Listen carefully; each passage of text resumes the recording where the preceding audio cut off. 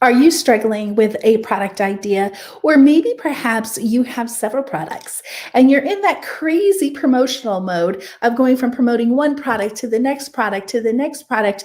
Or maybe you're struggling with what you should be really focusing on and recognizing that you cannot do too many things in order to actually grow and build a profitable business around your digital products. Well, if that is where you're feeling, I can relate. That was my life before I slowed down, got some strategies leading my decisions. And in those moments, things changed for me drastically. I'm Dollie Freeman. I'm a content strategist and the host of the Product Focus CEO show, where I'm live and interactive and helping you with actionable strategies you can put into action today and make movement forward towards your goal of generating dependable and scalable product-focused income. If that sounds like you, you're in the right place. If you invest the next 20 minutes or so with me, I will be able to help you understand, process, and make decisions that will help lead you towards the goal of making your products the center of what it is that you do in your ongoing content. If it sounds good, let's get started with today's episode, where I'm going to be sharing some really important insights that will help remove the challenges that you're having with your product promotions and even your product decisions, what to create next, and helping you process easier. Today's show is how to choose the front-end digital product for your business. This is so important because in knowing what your front-end product is, it really will streamline everything that you're doing as a content strategist, as someone who is literally building a brand around what you know, the skills you have, and the experience you possess. So let's get started with today's first point. For you to be able to choose your front-end digital product, you need to know what you want to be known for. When you can answer this question, what do I want to be known for? You're going to be able to then narrow down at least your product idea or your next product, as well as what you should be focusing on. The truth of the matter remains is that for you to be known for something, you have to be talking about that something enough for enough people to hear for you to become an authority in their decisions. What you have to understand is that when we're switching gears all the time and promoting one product to the next product, and I'm not just talking about your own product, I'm also talking about affiliate products. When you have too many promotions, when you have too many products ahead, and they're yours, then you're not giving a clear understanding to your audience of what it is that you actually want to be known for. And then in a difference aspect, if you're doing that same thing with other people's products, guess what? You're becoming a resource, not the source. To become the source, you have to become known for something. In order for you to become known for something, you need to talk about it enough where people begin to say, you know what? Dollie from Blog to Business, she is the content strategy you need to follow. How am I going to be able to get you to have that concept in your mind is to keep talking about the very thing that I want to be known for. So your front-end product needs to align completely and perfectly with what you're talking about. It's the only way to create that content flow that naturally moves into your product as the next step for your audience. So I want you to be thinking about how these front-end products will help you do that. First, you're going to have to understand that when you have a digital product, it separates you from content creators.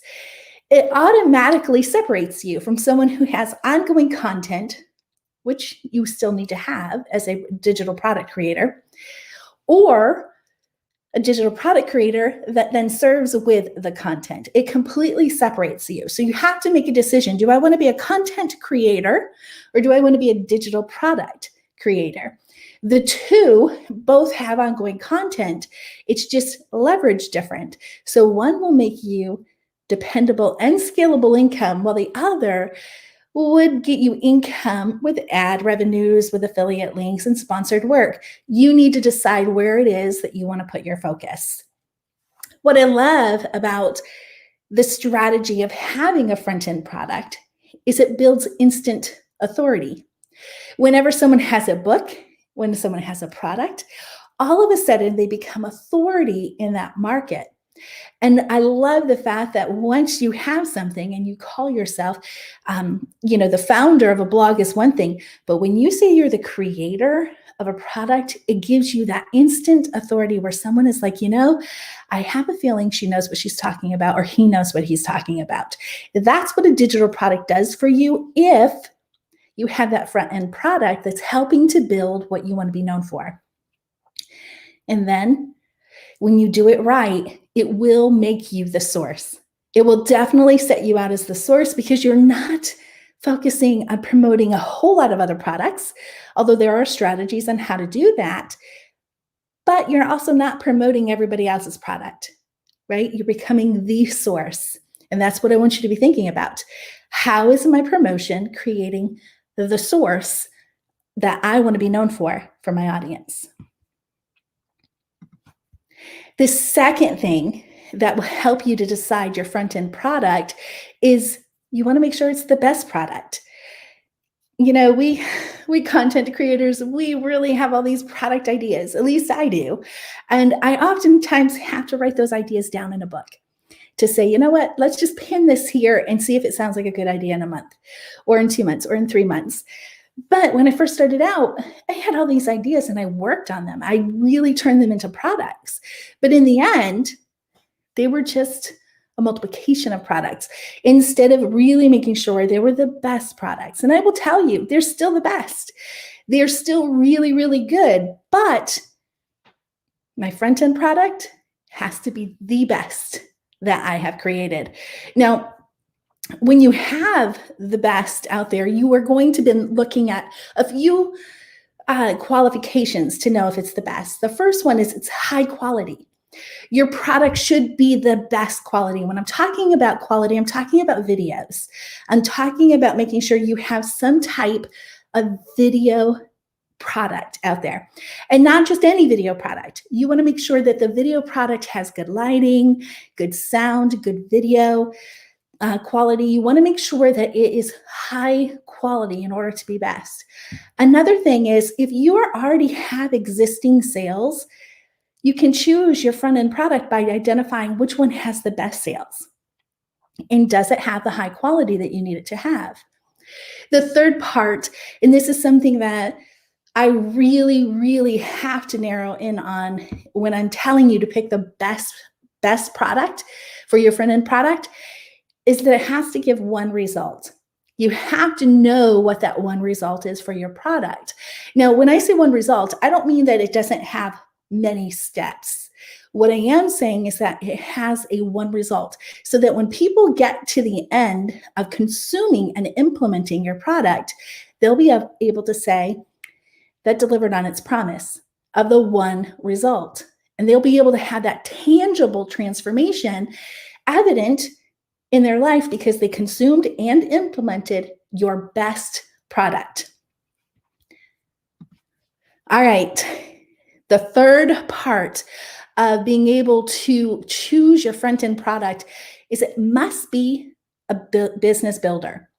A business builder is something that you have to recognize that when you step into that digital product creator mode, you have the potential of making it a business if you do it right, if you have the right decisions, if you're thinking the right business way with the right strategies, you can literally build a business. Now, a business looks different for a lot of people. A business can be replacing your part-time job or full-time job. It can be easily bringing in $60,000 a year or 6 figures a year or even more.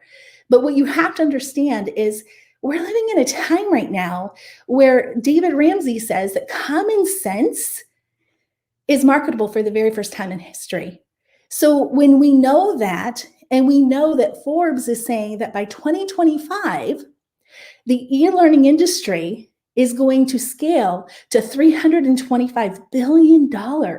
You got to stop and wonder how that may have already gotten there, maybe with the pandemic and so many businesses turning to e-learning.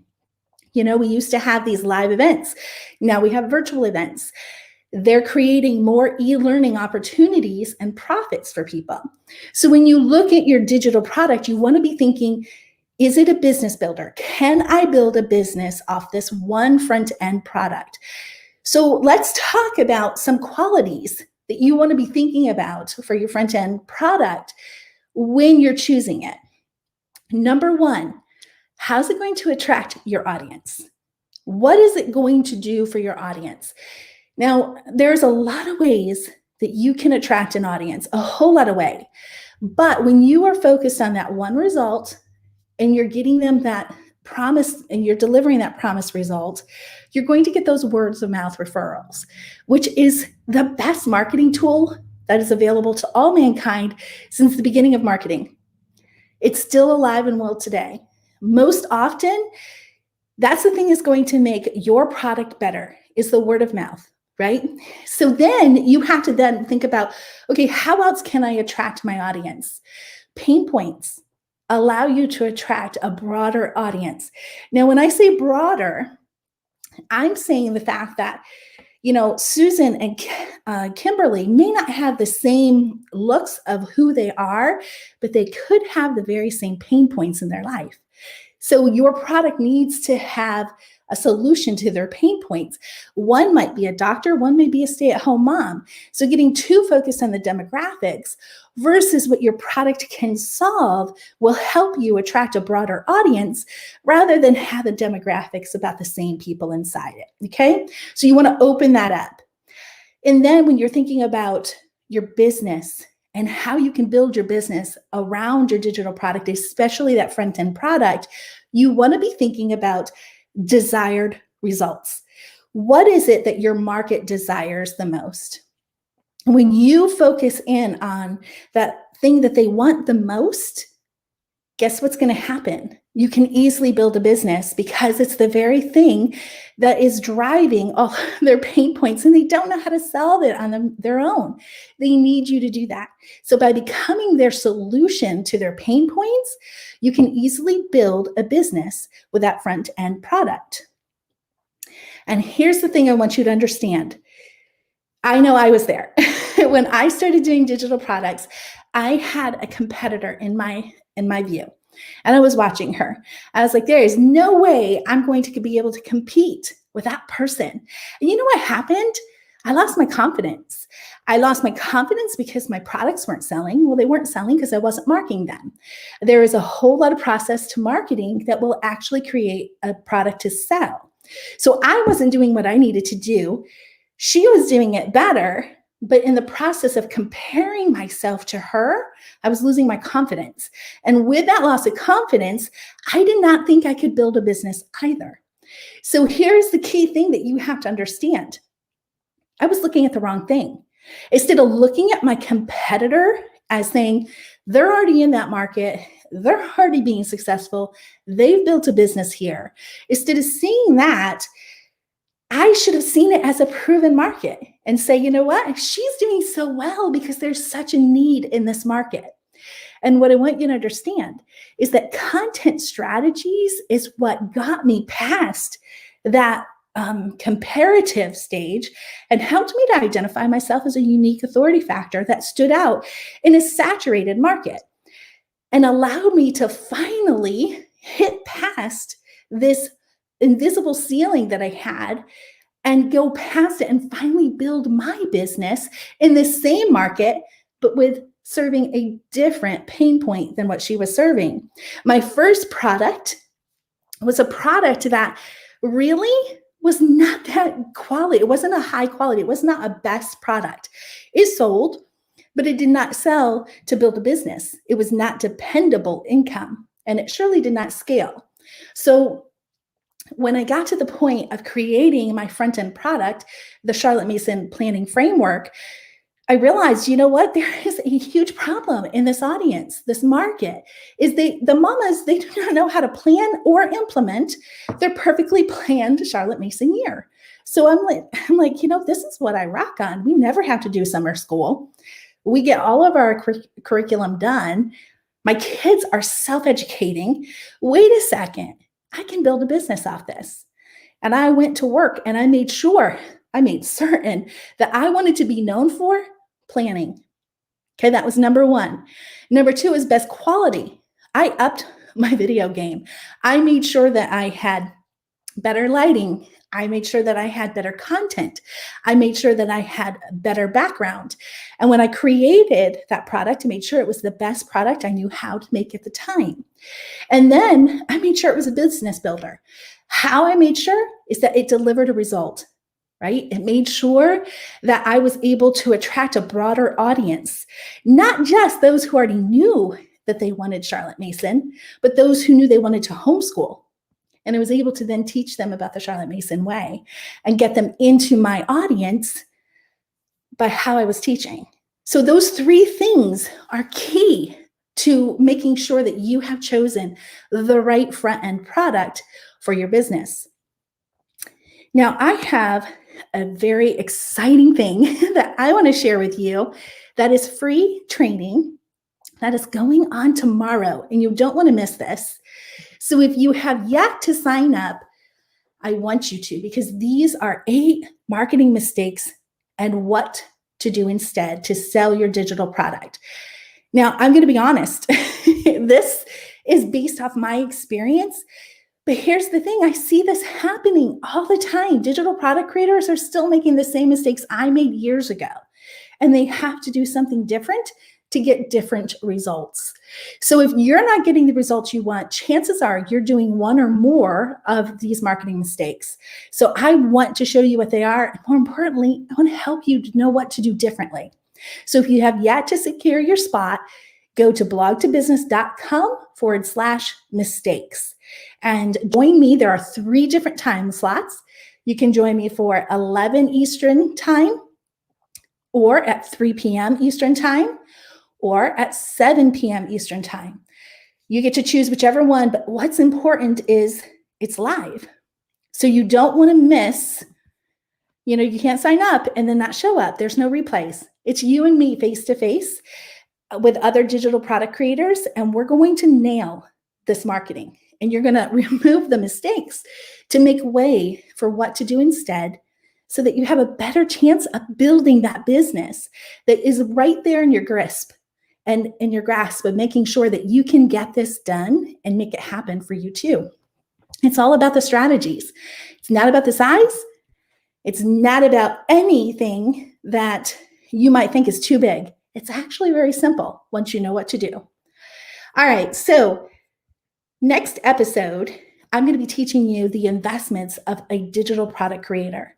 This is probably one of the biggest stumbling blocks that I've seen a lot of digital product creators do, and that is getting overwhelmed by the investment that has to happen to become a digital product creator, because they're not looking at it as a business. So when you're creating a business, you have to know what it's going to cost. You have to be aware of the potential and why certain tools are important to your success. So let's make sure you're here next Wednesday at 11 a.m. Eastern time, either on Facebook or YouTube. This is very important, because if you really desire to build a business around your digital products, you have to know it's an investment, not just of your time, but some money.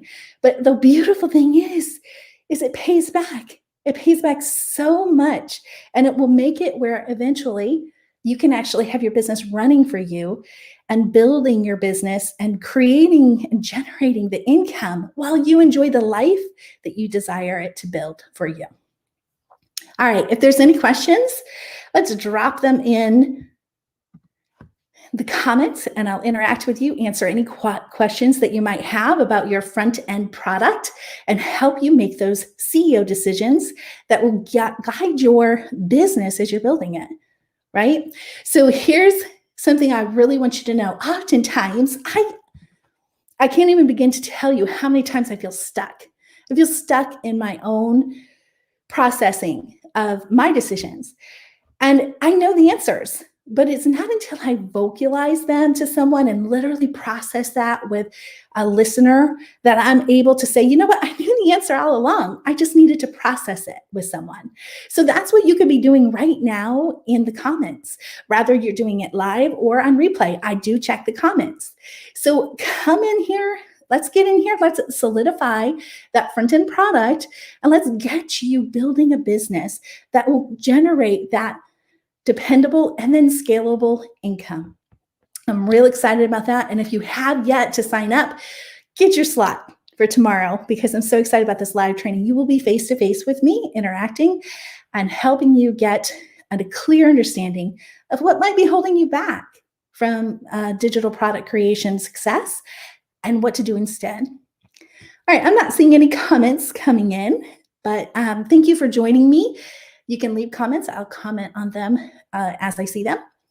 Anyways, thank you for joining me. I'm looking forward to helping you on your journey of becoming a product-focused CEO centered around your digital products. Until next time, bye for now.